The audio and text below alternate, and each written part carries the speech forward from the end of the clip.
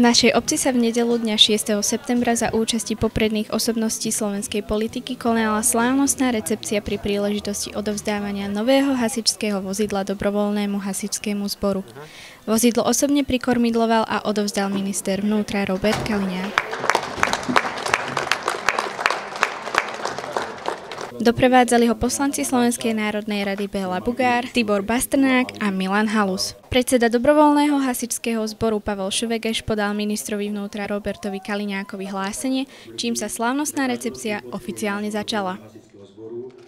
Prítomným sa prihovoril minister vnútra Robert Kaliňák, poslanci Slovenskej národnej rady Béla Bugár a Tibor Bastrnák. Úlohou parlamentu je zabezpečiť a vytvoriť podmienky, povedzme pre nižšie stupne, v tomto prípade samozrejme pre obecné zastupiteľstvo, aby nechýbalo ani slávnostné pokrstenie nového vozidla šampanským. Túto zodpovednosť prevzali na seba minister Kaliňák, starosta obce Marián Kotora a za lužianskych hasičov Ondrej Maródy a Pavel Švegeš.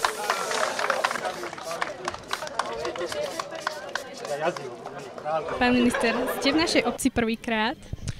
No, úplne prvý nie. Ja som viackrát prechádzal Tikovskými Lužanmi, lebo vlastne pri mnohých problematických veciach, ktoré sa stali, či povodne, či že prechádzam toto času veľmi často a toto je skúšaná časť Slovenska. Ale takže by som sa zastavil a mal tu možnosť porozprávať s ľuďmi, to mám prvýkrát. Aký je váš dojem z našej obce?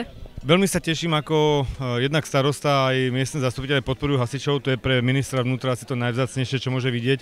Vidím, že majú upravenú hasičskú zbrojnicu, to je naozaj fantastické, ja som rád, že tu jednu prázdnu garáž v tejto chvíli zaplňame kvalitnou technikou, tak verím, že to bude dobre slúžiť a že občania Tikovských Lužian sa budú cítiť bezpečnejšie. Vyviezli ste nám toto auto, máte naň aj vodičský preukaz? Samozrejme. Ja som nebol gymnazista, ja som bol ešte absolvent strojníckej priemyslovky. Takže my sme sa pripravovali vlastne na všetky typy vecí. Ja som mal aj zváracký, aj kovácky, aj veľké kamenistické preukazy, takže veľmi rád si ešte takto na chvíľku odskočím do mojich čias, ešte keď som mal na škole. Už vás na ňom aj zastavili policajti? Viete čo, hasičské auto málokedy zastavia. Treba si povedať, že to je taká výhoda, že policajti málokedy zastavia hasičské auto, ale už sme si kývali určite. Viete čo, ja som tu bol aj pred voľbami do miestnej samosprávy a možno, že už 10-krát za tých 25 rokov. Vidieť, že starosta a vôbec zastupiteľstvo sa starajú, však preto to slovo je starosta. To znamená, že vidieť aj nové budovy, vidieť aj to, že v dedine sú ľudia, ktorí sa starajú o to, ako aby sa teda im bývalo lepšie. To nemá na mysli len domy, že skrášľujú domy, ale hlavne okolie. To je veľmi dôležité, lebo všade vidieť, tam, kde sú nezamestnaní, obrovskú burinu. A to je veľmi jednak nebezpečné a nepriateľné pre mňa. Obec Tikovské Lužany bola už v roku 2010 zahrnutá do celoplošného rozmiestnenia síla prostriedkov, vďaka čomu sme sa mohli uchádzať o dotáciu z Európskeho fondu rozvoja na rekonštrukciu a prístavbu hasičskej zbrojnice. Logickým pokračovaním tejto koncepcie rozmiestnenia síla prostriedkov bolo vybavenie týchto novovybudovaných zrekonštruovaných hasičských zbrojníc prisluchajúcou technikou. Každý rok je možné sa uchádzať o dotáciu z dobrovoľnej požiarnej ochrany, poskytujú ročne vo výške 2000 eur. K tomu ešte prispieva obec podľa svojich možností, napríklad v predchádzajúcom roku prispela sumou 7000 eur na zakúpenie rôzneho prístrojového vybavenia, ošatenia pre našich dobrovoľných hasičov. Dlhoročným snom našich hasičov bolo dostať sa k novému vozidlu. Ročne sme písali 2-3 žiadosti. Sen našich hasičov sa konečne splnil. Za svoju aktivitu, dobrovoľnosť, za svoju činnosť si to naši hasiči celkom určite zaslúžia. Ja som veľmi rád, že dostali práve toto a takéto kvalitné a dá sa povedať takmer nové vozidlo. Potvrdzujú o to, že sú schopní zasahovať pri požiaroch. Iba v tomto roku, počas tohto leta zasahovali v 4 prípadoch, čo nie je tak málo.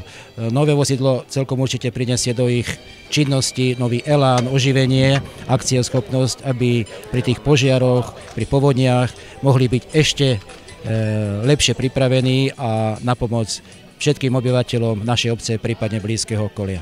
Nové hasičské auto si získalo okamžitú pozornosť detí, čo je pozitívnym znamením pre perspektívnu budúcnosť života dobrovoľných hasičov v obci. Čo sa ti na ňom najviac páči? Tak určite, že tá veľká nádrž je tam pekná, ale aj ten motor, všetko je pekné na ňom. Tieto autá už po technickej stránke už sú lepšie než tie vyslúžilci. čo sme mali predtým. Ďakujeme všetkým, čo sa to podielali, aby sme toto tu mali. Ja by som chcel popriať celej obci aj dobrovoľným hasičom, hlavne aby čo najmenej zásahov, aby im to nové autíčko slúžilo. A verím, že im to na niekoľko rokov vydrží. Chcem sa poďakovať podpredsedovi vlády a ministrovi vnútra za tento dar. Ako on hovorí, nie je to dar, je to poďakovanie. Je to poďakovanie všetkým dobrovoľným hasičom za ich prácu, ktorú vykonávajú pre občanov. A nech hlavne neslúži pri zásahoch, ale nech len na tie účely, niekto radšej cesty polieva a to úplne stačí. Aby toto auto používali hlavne na cvičenie, aby cvičili tým mladých, aby nemuseli s tým absolvovať žiadny zásah.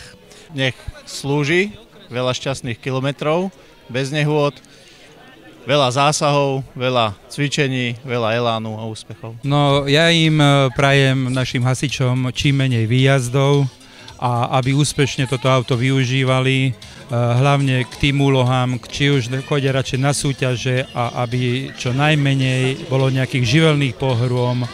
Želám si, aby tých dobrovoľných hasičov či už v našej obci alebo v rámci štátu bolo čo najviac. Zabezpečenie verejného poriadku a ochrana ľudských životov je pre nás prvoradé a keďže my chodievame s dobrovoľnými hasičmi pravidelne na výjazdy, tak sme radi, že dostali toto nové hasičské auto, s ktorým budú vedieť účinnejšie a profesionálnejšie zabezpečovať ochranu nášho obyvateľstva.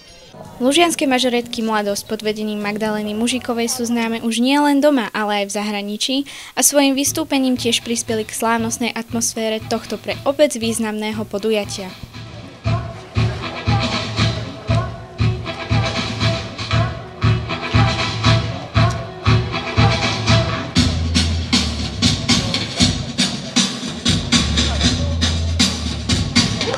Gastrotým Stekovských Lužian, nositeľ mnohých významných ocenení aj z medzinárodných gastrosúťaží, pripravil pre všetkých, ktorí sa recepcii zúčastnili, a to v prekvapivo hojnom počte, bohaté pohostenie. Varili sme bravčový guláš, momentálne čapujem pivo, Dominika robí kávu a tam sú teplé misy obložené. Tu papaláši papajú. Prečo guláš? Prečo práve guláš? Lebo asi to je najjednoduchšie. Aspoň si to myslím, ja neviem, tu je pán šéf kuchár, jemu som len pomáhal, takže on by mohol asi k tomu niečo povedať. No, každý ho ľúbi. Predlani ste sa zúčastnili gastrofestivalu na Komoči a taktiež ste navštívili aj náš gastrotým. Pamätáte si na to? Áno, samozrejme, a dokonca ma znásilňoval, aby som ochutnal toto, viete. Takže čo sa dalo, len človek má jeden žalúdok a ten nie je moc veľký. Vtedy sme robili všetko, čo sa dá robiť z prasaťa a tedy nás aj Béla Bugár navštívil. Všetko ochutnal, môžem povedať, síce málo jedol, ale ochutnal všetko a cítil sa tam medzi nami dobre. Už navštívil aj dnes tento stánok?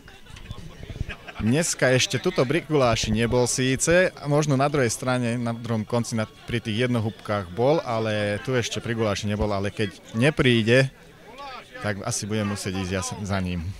A navštívite ho aj dnes, náš stánok? Pýtal som sa, či majú aj nejaké sladké, že vraj majú, tak idem.